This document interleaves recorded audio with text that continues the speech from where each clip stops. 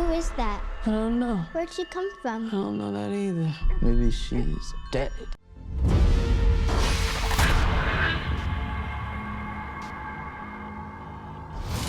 Hello, welcome back to Ycft. A few days ago, by the time of this release, we went to go see The Woman in the Yard, the latest film by director...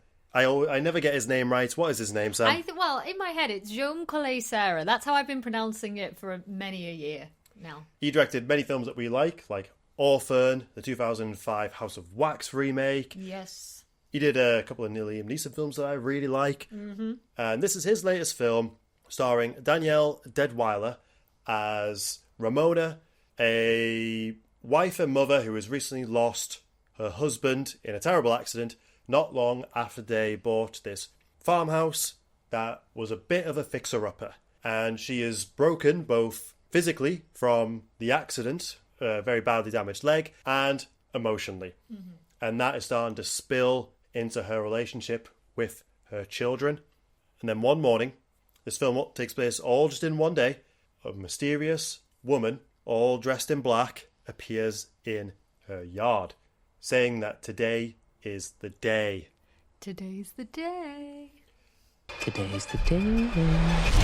Why is your face covered? How did she get here? And spooky stuff ensues. This is an interesting film because we basically didn't know anything about this film until we went to see Opus. Mm-hmm.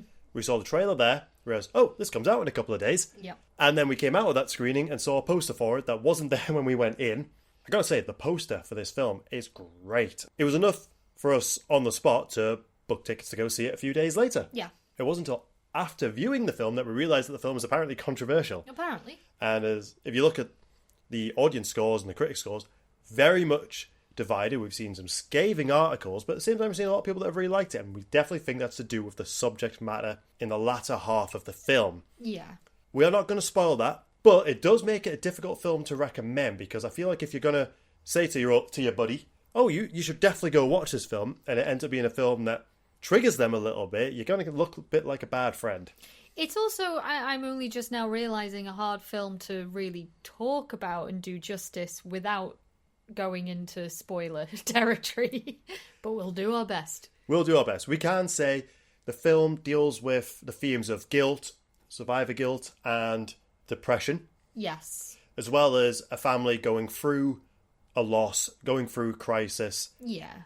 And kids having to see their mother just not quite being their mother anymore. She's dropped the ball a bit because of what she's gone through, and it is affecting all of their lives. And some of my favourite scenes in this movie have nothing to do with the woman in the yard. They have to do with this family, and when you can feel the rising tensions between them, waiting for multiple explosions, but when you're waiting for it all to fall apart, that had me on the edge of my seat. And something else I really like, it makes you forget about the woman in the yard. Not quite entirely, but enough to think, where is she going to be? Is she still going to be in that same spot when we next see her? It's just enough of a distraction. I know exactly what you mean. Like, the family feels like it's a ticking time bomb, really. And as you say, it's set over the course of one day, which, adds to this building tension. And it does inevitably crescendo, I think, in a pretty effective way. But yeah, you're right. I mean, some of the more harrowing scenes, I think, are just with the mum and her two kids. And it's heartbreaking as well, because you can sense that the kids ultimately, especially her son, who's, slightly older and is kind of taken on the role of surrogate father to his little sister. He has sympathy for his mum, of course, and will also be going through his own grief for the loss of his dad. But you can see that sympathy and empathy slowly give way to resentment and anger because the mum is not really being a mum. She's just lost totally to her grief. And yeah, there are some scenes that are, genuinely very upsetting to see. I suppose in my way I can understand why the film is considered somewhat controversial.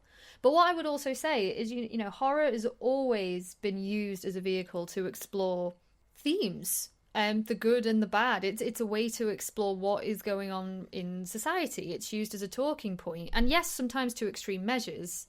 So yeah, obviously we're not going to go into deep spoiler territory, but I will say that this film, it doesn't explore themes that haven't already been explored before. And I think it's just down to the audience as, you know, whether you feel that this film treated that subject matter better, maybe a little bit more, I don't know, sophisticated than some other films, or whether you think actually it did a bit of a messy job. Maybe it didn't go hard enough on some of the more, you know, tougher scenes. It's down to you individually. I personally wouldn't say that this film is controversial. The film has every right to explore the subjects that it does, and I think it tells it in a very interesting way. I agree with a lot of what you just said there. And in many ways, I do think they could have went harder. At the same time, I think some of the delivery of their points a bit sloppy in places that could lead to some misinterpretation, which could lead to some people being annoyed by this film. Okpokwazili, I think I've got that one right, who plays the woman in the yard. She has such a presence. And I think she's absolutely fantastic. That's fair. In a lot of scenes, doesn't really need to do much, but just sit there looking intimidating without even using her face. And she does an amazing job. And when she's in the scene, you're just looking at her. And I love how there's so many scenes in the house where if you look through the window, you can see her in the background. She's not necessarily doing anything. She might not even be the center point of that scene, but you're aware that she's there, and the film very rarely lets you forget about that. Yeah. The film also is shot amazingly. There's a warmth to it. You can feel the sunshine, those warm colours, and then mixing it in with some incredible shadow work, both practical and definitely some digital stuff going on there as well. It just makes this film a very interesting film to look at. And to be honest, like, Blumhouse had a few misses. Yeah. I couldn't even make it through Imaginary. I think I made it about 25 minutes in and realised that film was not entertaining me at all. I'm not someone who dislikes Blumhouse. They've done a lot of films that I do really like, but they are very hit and miss. And I see this as a bit of a risk on their part. It's not their usual ballpark. Whether or not they should have went harder or maybe just thought about how they were going to deliver certain points in a more delicate way or not. This makes it a... Fun films are hard, a fun film to talk about. We've had some incredible conversations just on the drive home from the cinema, leading up to doing this review as well.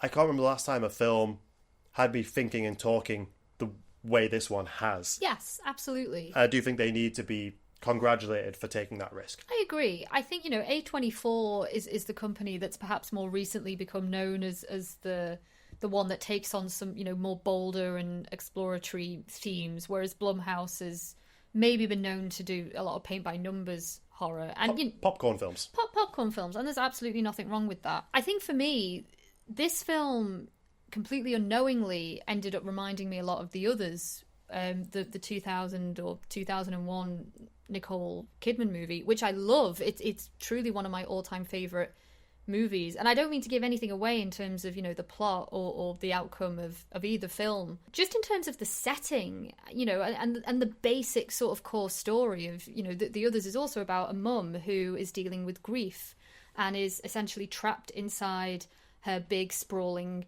isolated house with her two children, whom she has a very strained relationship with, and there's this ongoing, you know, sense of dread in that film of there's something just not quite right with mum, you know, like mum is not dealing with this well. And of course, you know, also in that movie the spooky shit starts happening and it ramps up and it's very claustrophobic.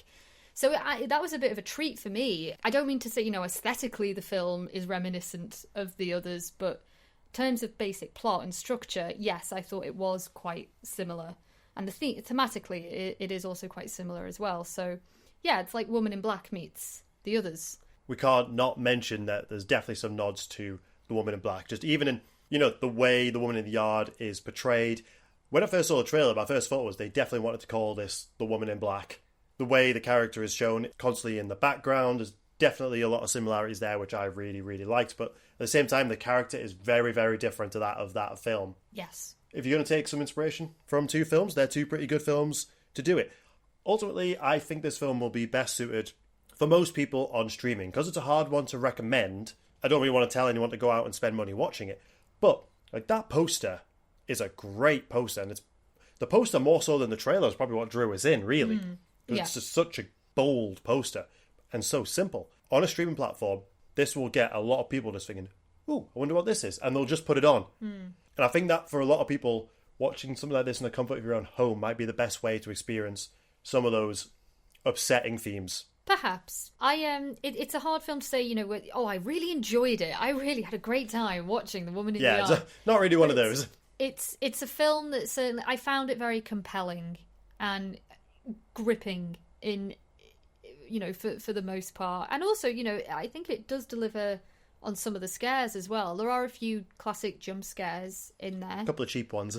Some cheap ones. It plays in its own way, to the gothic aesthetic, albeit during the day. But the horror really comes from within. It's what's happening with this highly combustible family. So yeah, I do recommend it because I think it's a decent addition. It's definitely something a bit different from Blumhouse. I was gripped throughout the entire. There was no point where I was bored.